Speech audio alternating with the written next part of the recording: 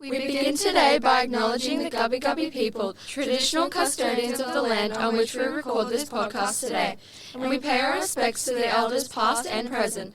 I extend that respect to Aboriginal and Torres Strait Islander peoples here today. You want to know what my beautiful girls left behind this week? What was left behind this week? Meds. It's always the meds. Oh, and refrigerated meds. You need those straight away. I know. And the worst part is that they're actually quite expensive because we have compounded meds. So they were left behind and we've done the run around to the houses to get them back. Yep. And put them in the fridge. Yeah. And there we go. We're sorted, but it was left behind this week. Oh, there's always something left behind. There's something. Shall we get into it? Yes, let's do. Where's my shoes? I can't find my lunchbox. Have you got my tablet? What happened to my netball gear? Oh, I know. I left it at Mum's house. Welcome, Blendies, and welcome to our very first introductory episode of I Left It at Mum's House. My name is Alicia Ally Wells, and here is my co-host, Alyse Truman. Hi, Blendies. Welcome to our first episode. Woohoo! We've made it. We did. Joy, it's been a bit of a journey, hasn't it? Holy crap, pre-prods have just taken ages. So long. And I have to say a big thank you to Ali because she has borne the brunt of that the last week in this busy time. Oh, look, I've had my foot up with a broken ankle, so, this is life. Welcome to Blended Life. First episode, straight off. I wish it happened chasing the baby, but it didn't. No, but we can get into that later maybe. Maybe. Anyway, so we thought we should probably introduce ourselves to you, our Blendies. Mm-hmm. So my background, I have got 4 children. Yes, 4. I've realised that puts me in an entirely new socio-demographic. However, my first 3 children, I have a son who is 16 and he is exercising his right to anonymity. And you know what? I totally applaud that. He has got it. If he wants that, I totally respect it. So I won't be talking about him a lot in here, but you might hear the odd thing or two with his permission, of course. I've also got a 14-year-old daughter, Sage, and an 11-year-old daughter, Rivi. They're all from my first marriage with G. And then we moved on and we met their bonus dad, my husband, Andy, and we now have a jigsaw baby, Darcy, and she totally brings our family together. She is a crazy toddler doing her toddler thing, and she's got an amazing bond with the older kids, and it's just beautiful to see. Yeah, it's really nice when they start talking and walking and interacting with the older ones, isn't it? Yeah, it's great to see how the family pulls Bring it together. all together. Yeah, it's really nice. And you've experienced that too. I have. So I am the bonus mum. I've got 3 children. So 2 of my daughters, my 2 step-loves, are from my husband's first marriage with Jay. And I met them when they were quite little. John and I got married and we were together for quite some time, about 6 years, before our little jigsaw came along, Henry. So he is exactly the same age as gosh, I forgot your name, as Ali's daughter, Darcy. We have so many children. I forget who we're talking about half the time. Yeah. I almost called you Olivia. Yeah, when you're calling them and you're just like throwing the dog's name as well. I know. Yeah. We're like George, Henry, Olivia, Lucy. So those are my children. I have Olivia as our eldest. She is 14. Lucy is 13. And Henry is 15 months just about. He's not far off it. And our babies are very close in age. We're only 3 days apart, aren't we? It's amazing. Yeah. It's so lovely. And that's actually how we met Blendies.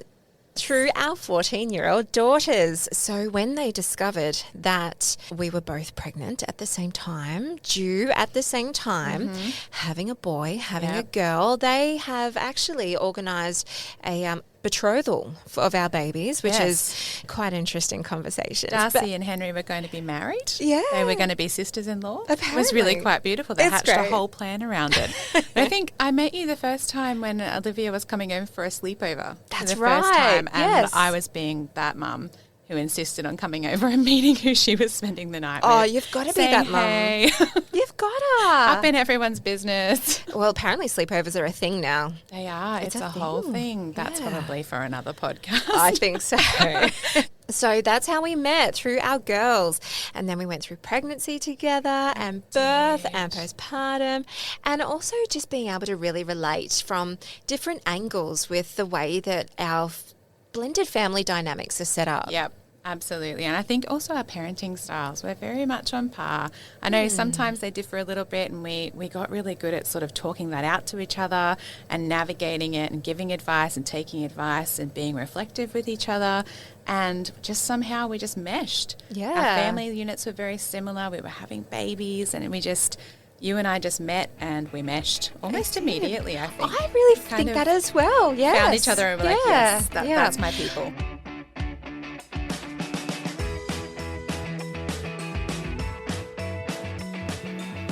Alyse, I want to have a chat with you and our blendies about gifts, right? Ooh. Yes. I like gifts. I like gifts too. And I really like giving gifts, and that's something that I want my kids to grow up doing. Yes. That's assuming that that's going to be their love language, I suppose.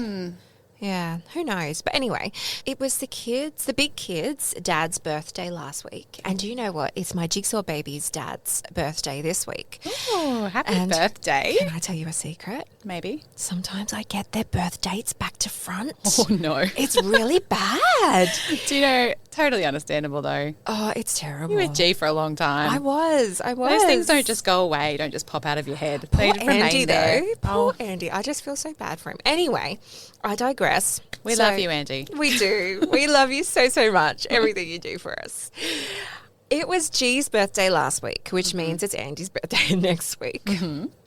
And I have always, since separating, I've always helped the kids get him a birthday gift. Same for Father's Day, same for Christmas, anything else that sort of pops up, I always help them with that because, they're bigger now. They can kind of do it themselves now, but they would, need help to do it. And they love gifting as well. Like they love being able to get something for him and wrap it up with way too much sticky tape and ribbon that's full of knots everywhere. So much love. Exactly. And you know what? That's something that you lose when you have that separation, right? You do rely on that person to fill that gap and to do the Mother's Day and to do the Father's Day. So it's something that I've just always done, right? Yeah. So last week it was his birthday, and for the first time I didn't have to help the kids go shopping, and it kind of broke me a little because they're getting older. They're getting more independent, They aren't are. They are. But you know what? If they still ask me for a bit of help or to drop him at the shop so they can go get him something, I'd still do it. What do you guys do? Do you help with gifting? Yeah, we do. Yeah. And I have to say that I'm not the only person who helps with gifting. It goes the other way in our household as well. good. So Mother's Day, I guess for me, was actually a really sad time for a long time because, Blendies, you probably don't know this, but I did about 5 years of IVF before we fell pregnant with our little Henry, which was a really, really hard time. And the girls and their mum were absolutely beautiful on Mother's Day. So they always spent Mother's Day with their mum, of course, but she always made sure that there was something that came home with them for me. That is and we always did beautiful. the same in return when they were going home to their bonus dad. So I guess, we've always done that, and it's always been a bit of a give thing. And and Christmas time, so we do year about at Christmas. So Yes. 1 year we have the 2 weeks before Christmas, and then the next year we have the 2 weeks after Christmas. Yep. So if we've got them the 2 weeks before, we always make sure that they have an opportunity to buy for their mum and their bonus dad. And I've always encouraged it because their families are so important. And it doesn't matter where your family is or whether or not your mum and your dad are still together, they're still your family as a child. Yeah. It's really important for you to keep that connection. And when they're that little, they need help. They do. They can't get to the shops on their own. And I really like what you said there. Your family is who you say they are. Yes. That is who you identify as your family. It Yeah. doesn't matter about everything else. And at the end of the day, if that's what the child wants, you've got to be able to support that and put your things behind. So G was dating someone for a little while who felt quite uncomfortable about me helping the kids to gift him. Oh, that's challenging. It was really challenging because I still wanted to help the kids do the thing that the kids wanted to do. Quite difficult because I did feel like I was stepping on toes because, it does kind of become your job as your partner's partner. Well, Is as a that how you mum say that? too. Yeah, It's kind of our job to support our kids to be doing the right thing and to support them when they have an ambition to do something. And Yeah. obviously they wanted to do something for G. Yeah. So that was fairly recent. And can I ask, did it change the dynamic for you guys about gifting? It did a little, but I still continued, whether I should have or should not have. Maybe this is a did I leave my lens behind episode, but I still continue to help the children, to help my children, because that was something that they wanted to do. And it sounded from what they had told me like they didn't really have that opportunity in the other space to have that supported. So I'm not sure. It could have also been because the gifts that I helped the kids buy him were probably things that I knew about him as well. So, okay, so that's really difficult. It's a really hard space to be in. I think I remember Jay helping the girls to buy Father's Day gifts for John. Yeah. The first year we were together, actually. I don't recall having an issue with it, though. Yeah. I think that I was quite comfortable with them doing that because, again, my focus was on the girls and on them, adjusting to life with me, I guess. Yeah, because that's an adjustment. It is. It's a big adjustment. Yeah. And I think as you go on, that role becomes more in your court as a bonus mum. Like eventually Father's Day became my thing and I would help the girls with that. And they still did stuff at school. Like they come home with the cutest projects ever. And it's so nice to see everybody just embracing blended families these days because it hasn't always been that way. Well, apparently like 50% of families are blended now. And that's not just blended, that's separated, divorced. So being able to support the child, support them, love them, how they need it in their space with whatever's going on that is entirely out of their control. Yes. And they have to just roll with it. So, you know what? I'm going to keep on helping them buy their gifts and Good on you, keep Mama. doing that. And they gift my husband as well. They gift their bonus dad. Good. It's great. It's important. There's everybody inputs into their lives.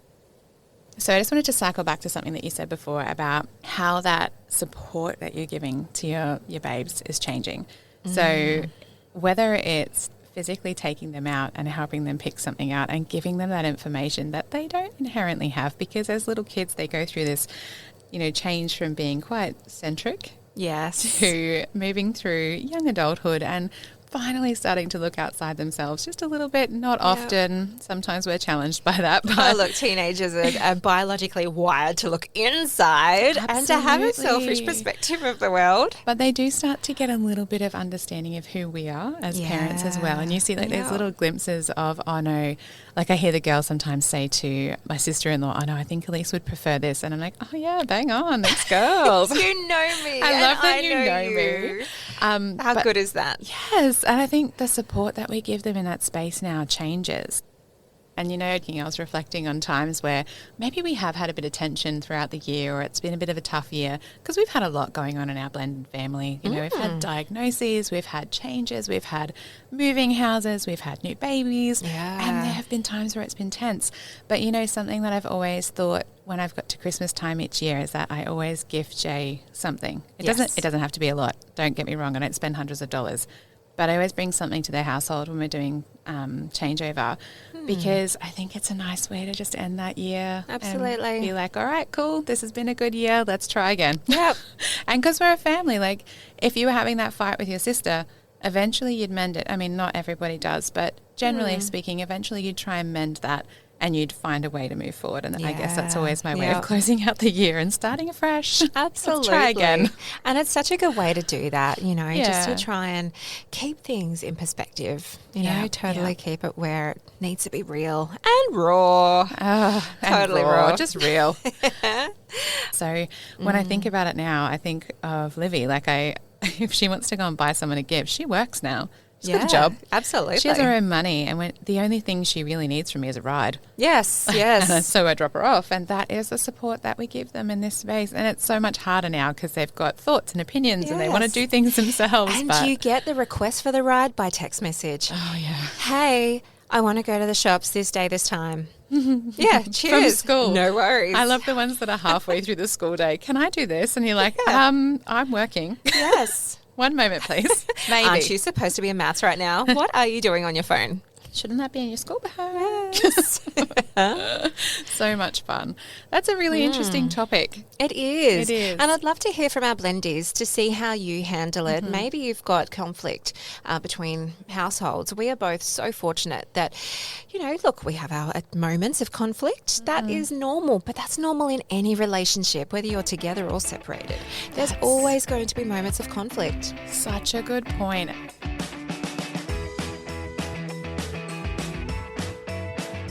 Alyse, we have just received a DM for Did I Leave My Lens Behind? I know, and it's such a great scenario. So what this blendie has sent in to us says, my partner and I have just moved in together and we are loving becoming a new blended fam. Oh, that's so nice. So good. I now have a bonus daughter and I want to throw her a birthday next month. Yeah. Her birthday's only a week before I'm due with our jigsaw blended baby. I've started planning my bonus daughter's birthday party at home with games and a sleepover with some friends. My partner's going to be there to help set up and so will my mum. Well, that's good.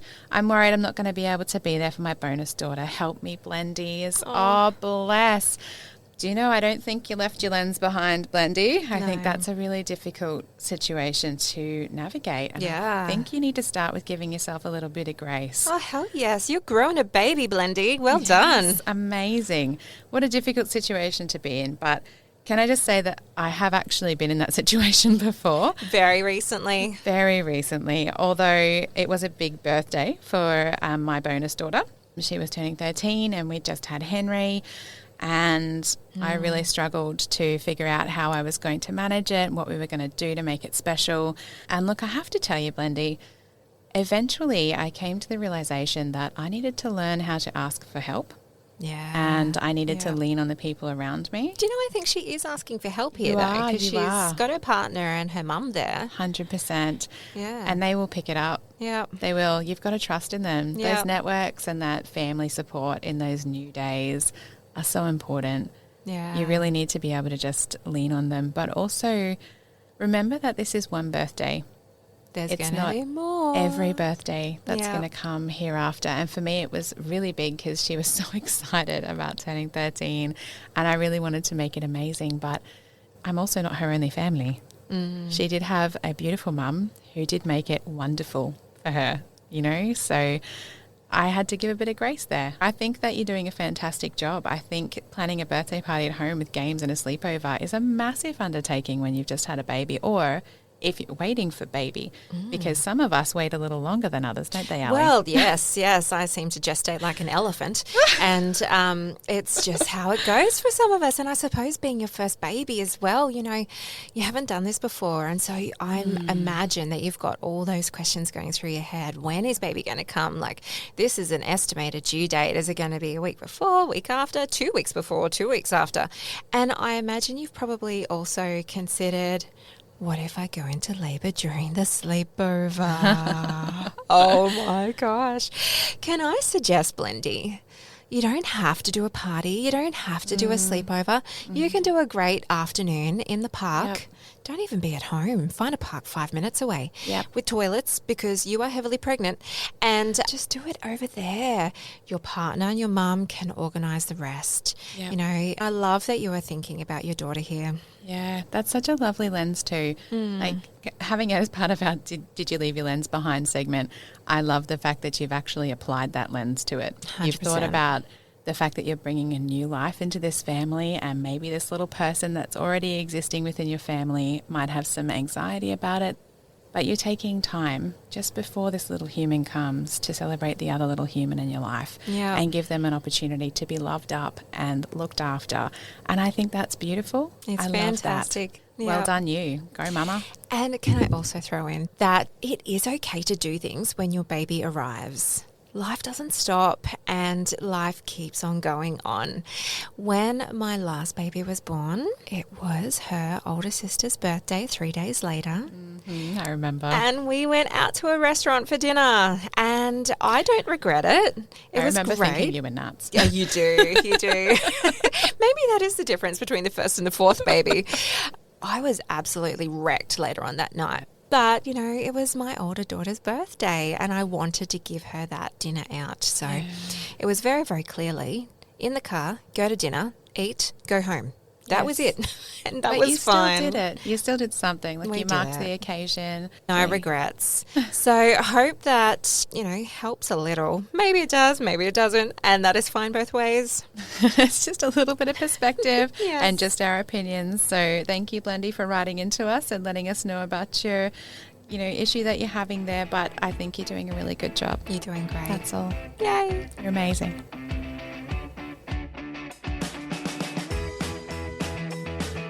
So tell me, Ali, Yes. how do you guys go about cooking for so many different people in your household? Yeah, look, I am one of those mums. I make one meal for everyone. That is it.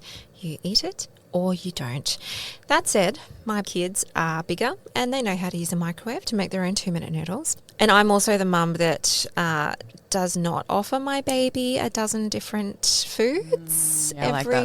every meal time because it's my responsibility to give it and it's her responsibility to have it. Love it. We are also lucky that we don't have any allergies or food intolerances, which I think probably changes things up for us a little. It does totally simplify it. So I'm not taking that for granted at all because I know for you that's kind of something that you've got to consider. Yeah, it's one of the things we have to consider. We have a lot of stuff going on with food in our home. So for a bit of context, Blendies, when my husband and I first started living together, both my beautiful bonus babes were very picky eaters and to this day remain fairly constrained with what they prefer. They are getting a lot better though, and I will give them that. It's been a long journey though. Blendies out there who are struggling with picky eaters, I have been there. I have been there in the trenches. So in my household, we didn't eat the way that they eat at all. It's Yeah. completely like polar opposites. Like we grew up with like wine on the table. We grew up with like these massive meals. Oh my gosh, my mum is the most amazing cook. And before my dad passed, he was also an amazing cook. So we had gourmet food growing up as kids. And that was what we ate. Like I didn't actually realize that other kids don't eat like that. Yeah. Until I had my bonus babes. And then I was like, oh, okay, so chicken nuggets are a thing. And so for me, it was a massive adjustment, and I really had to put my own thoughts and feelings about food aside. Yeah. I literally just had to like put it to the side and be like, you know what, I have to fall in line with this, at least at first, to try and like give them that consistency and not make it such a huge adjustment for them every time they come to our home. Because it becomes like a tidal wave of changes otherwise. And really you just got to does. feel for them when they already got their anxieties and their little bits and pieces going on that they're holding on to. Yes. And And getting to know a new person. absolutely. You know, it's Food gotta- is the last thing you want to be stressing about. So You got to choose your hill that you want to die on, you know? Like that's just you just can't not the- fight every fight. No, sometimes just you got roll. to give a little. Yep. I was new to this whole parenting gig. I was Yes. a bonus mum and I had no idea what I was doing. And you just want your bonus kids to be happy with I what you're did. providing. I really just wanted them to be happy. And Yeah. honestly, we had a lot of diagnoses at the same time. My bonus babe is happy for us to talk about that. She had a lot going on and wasn't able to eat protein. So I don't know if you guys know, but protein's in like everything. Yes. So then we had to, figure out what proteins were best and what was not, what was better, and what there was just this whole maybe 2.5 year period of us trying to figure out what she could eat, what she couldn't eat, how much protein was too much protein in her diet, how we could manage all of that situation. And then we had Henry, and my son's allergic to dairy. Total win. Look, I'm not laughing at you. You are a little. because Only because I know how much you love cheese. Oh my gosh, I do. I love Yes. cheese. I love dairy. Like I have lived on dairy my entire life. And chocolate. This beautiful boy has come along and rocked my world. Absolutely, all of it. Absolutely rocked my Every world. And he's last little piece. breastfed still, so I still can't have cheese.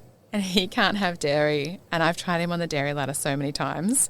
Before anyone comes at me, I'm just Dairy, hoping that he sucks, grows man. out of it eventually, because I feel like he's missing out. And I know before anyone comes at me, he's probably not missing out on that much, but sometimes I just want to have a pizza day.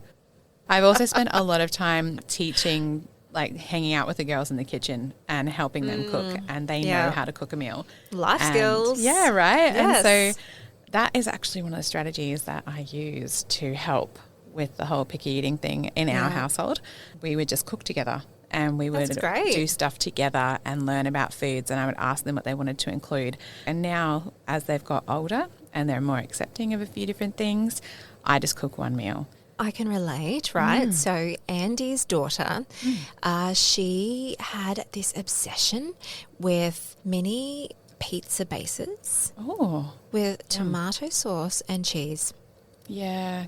But she would eat it for breakfast, lunch and tea. Wow. And it took a lot for me to say, actually, that's not how we're having our pizzas. Yes. And isn't it hard to have that conversation? Yeah, it was. Yeah, it's really although difficult. that said, she really liked my mac and cheese. Do you know what? Mac and cheese was actually a winner for Olivia for a long time, actually. Yeah. We went through a period where I would make her this vegetarian mac and cheese. She had no idea it was vegetarian at the time. I used to put cauliflower in it and make her this mac and cheese. She used to smash it. Yes. And then eventually we sort of, moved on from everything needing to be protein free and being able to introduce more into her diet with some guidance from her doctors. And when we did, she just stayed obsessed with mac and cheese. Like to this day, she still loves mac and cheese. Like How it's good a is mac and staple in our cheese? household. She just loves it. So, can I ask, during that time that she had these diagnoses going and you and John are trying to work out, what she can eat, what she can't eat, whose responsibility was that? Mine. Yours. 100% mine. So my beautiful husband is good at so many things. He will get outside, mow our lawns, and it will be straight lines. He is fabulous, and I love you, babe. Shout out to you. One of his things that he doesn't do is cook. There's been a few times where I've been going out with my girlfriends for a girls' night, and the girls are like, "Are you going to leave us dinner before you go?" Oh, my goodness. What, because they're so worried that Dad's going to try and feed them? I left him home with like a box pasta thing once that the girls wanted to eat, and he forgot to cook the pasta. Oh, dear. Yeah. So now I cook the meals, I prep them. It's what I Yeah. do. There are other things that he does in the household to alleviate responsibility, but come, 4:30, 5 o'clock in my household, it's me. I cook. Yeah. And if I can't be there, I prep it and put it in the fridge in an oven-safe dish.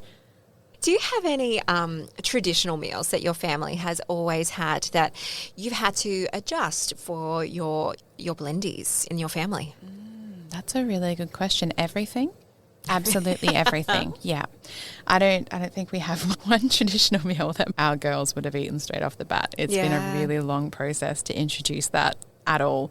So I guess like traditional meals for my family, we always had a roast on a Sunday. When I first, met the girls, they would never eat roast. That was not a thing. Really? No, absolutely not. Yeah. God, I love a good roast. Yeah, even like steak and stuff, that took a long time for them to get on board with that. Although the last couple of years I have introduced traditional things, so ham at Christmas time. I made a baked ham and they were like, am I going to like it? Do I want to eat it? I don't know about this. It smells weird. Like, what's that? And then they ate it and I was like, I literally breathed this sigh of relief when they finally ate it. And I was like, yes, that's amazing. Hooray. Because you've got to be able to keep those traditions. It's actually really hard to navigate that space. It really It is. can be Trying really to keep everyone happy. But I think at the end of the day, you can't keep everyone happy. No. So I'm quite similar actually in the way that we have our meal times, Look, I don't want to say that we're a gender defined household or anything like that. Let's not bark up that tree. But we do really have those roles quite specified in our we house. are, but we are. Yeah, we totally are. Not by choice. It's just kind of how it lands. I mean, Andy has absolutely no problems cooking. But, also the time that we're both there and the time that meals need to be ready. Yep, that's It exactly falls to me, and I have no problems with that. That said, my eldest son and Sage, they also really enjoy cooking now, which is so That's good. fantastic. Hooray for kids hitting that teenage stage It's so good. where growing those life skills is just brill, and it gives me a helping hand. Do you know what our girls have started doing? Their own laundry. Their own laundry? Their own laundry. That's They take it, they put it in the washing machine, they dry it, they put it away in their rooms. I How feel good like is that? my life has changed. Yes. It's amazing. It is, yeah. It's I think, wonderful. the moment they can start helping out with those sort of household chores. Look, I do want to be careful not to say girls need to do the laundry, though. No. No. Henry will be doing his own laundry too. That's Like, awesome. Picky eating's such a hard thing to It is. get around, isn't it? And those gender roles are such a difficult thing to move out of. And it must be rough, man, for them to have to change between households. You know, this household is this expectation and this household has this expectation. And I think in the early days, and even now, the reason why I did so many cooking of different meals is because I was trying to keep it consistent for them. It was really tough. And for the girls, it wasn't just 2 households, it was 3 because they go to their nan and poppers quite often, like before and after school and stuff. So, you know, amazing support. But there are those like moving parts, I guess, that they had to move across all these households. So I tried to fall in line with everybody else. Yeah. Andy's thing is meatloaf. Meatloaf. Yes. Disgusting. I know, right? So I'm not a big fan of meatloaf. I didn't grow up with it and it's not something I've ever made for my children. But for him, it's like a childhood favourite thing. Oh my God, John is the same. It is bizarre. And so I've had to learn how to make meatloaf, but he doesn't like a nice meatloaf that's got like a bit of garlic, a bit of onion, a bit of chives, a bit of flavour. No. He likes his drowned in tomato sauce. Oh my gosh, that resonates so hardcore with me. Maybe it's a Kiwi thing. Blendies, our husbands, bizarrely, were born in the same town in New Zealand. Yep. It is so strange. And they both moved over to Australia around the same age. It is just hilarious. It's wild. It's really wild. It's ridiculous. So maybe it is like cultural. like a Kiwi land thing. Oh my gosh. Maybe. No, thank you. We should look into that. I'm never making it again. No. I saw a recipe that had the meatloaf wrapped in bacon. Oh. I was like, that's more my style. Bring bacon. So Blendies, thank you for tuning in with us again today. It has been fantastic to be coming to your ears wherever you are in the world. And join us again next week for more Blendy banter. Yep, and we hope you guys have a fantastic week. And we'll be back in your ears next week on Wednesday. Yay! Talk to you soon, Blendies. Bye. Okay, so chicken nuggets are a thing. They are. They're a They really thing. are a thing. And I was like, what is this?